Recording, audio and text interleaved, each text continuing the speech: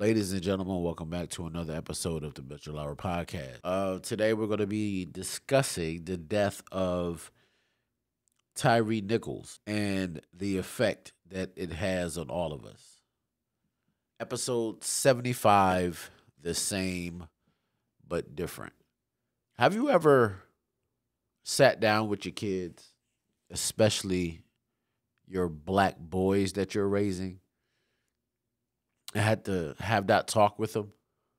Hey, if you're out with your friends, or hey, if this happens, this is what you got to do. This is becoming a part of everyday life. Everyday life. I myself have been pulled over, thrown on the hood of my car searched, all my stuff dumped out, thrown all around my car, thrown on the ground outside. And after all that happened, they just left and said, "Have a nice day." I've been pulled over at gunpoint, uh, put in handcuffs, thrown in the back of a police cruiser for no reason. My foot slammed in the door. Just craziness. But I know that I'm still here because of the prayers that my mother and my grandmother and my great grandmother would say for me every morning. Also, I'm here because my parents did sit me down and tell me how I need to react and how I should act when I am pulled over. So let's discuss this. Tyre Nichols was pulled over aggressive driving. Let me repeat that. Tyre Nichols was pulled over for aggressive driving. And I know some of you guys are like, wow, he was pulled over for aggressive driving, and that's what led to his death. Man, it's a crazy situation to where you could go out just to go to a store or to go to a friend's house and not make it home, and you're killed by the very people that are supposed to uphold the law. I don't understand how it led to this, but the same but different. It's the same because another black man was killed, but the media is making it different because this black man was killed by other black men.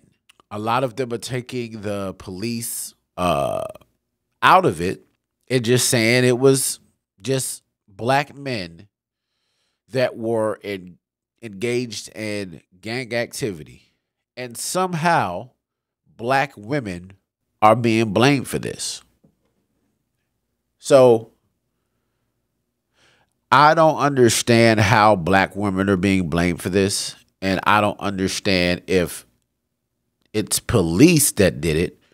Why are they taking the police part out of it and just making it seem like it was just angry black men that were doing this? It's very, very crazy. It's very hypocritical. And for those of you that don't know what I'm talking about, allow me to play the clip of Jason Whitlock blaming black women. Looked like gang violence to me. It looked like what young black men do when they're supervised by a single black woman. And that's what they got going on in the Memphis Police Department. They've elected some or put some black woman in charge of the police force. And we're getting... I'm just curious how he came up. Well, I shouldn't even say that because he was on Fox News with Tucker Carlson, and that's how he came up with those talking points. But to say that Tyre was killed because he grew up in a single mother household, and to say that those cops killed him because they grew up in a single black mother household is just ridiculous to me. A lot of information I've been coming out that while Tyre was on the ground getting kicked, punched, everything, that it was a police officer that pepper sprayed him. New information have came out that while all this was going on, paramedics and other police officers were standing there. I'm going to take this away from race, from police versus civilian. I just want to put in the human decency part of it. Just for a moment, if I may. Human decency. Like, I think that have went out the window.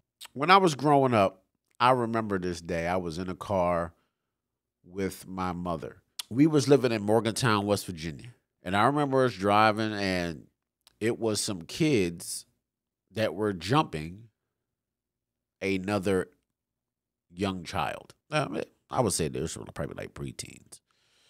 And my mother stopped, and she said, y'all stop. And she was honking the horn, stop, stop, stop, to draw more attention, right?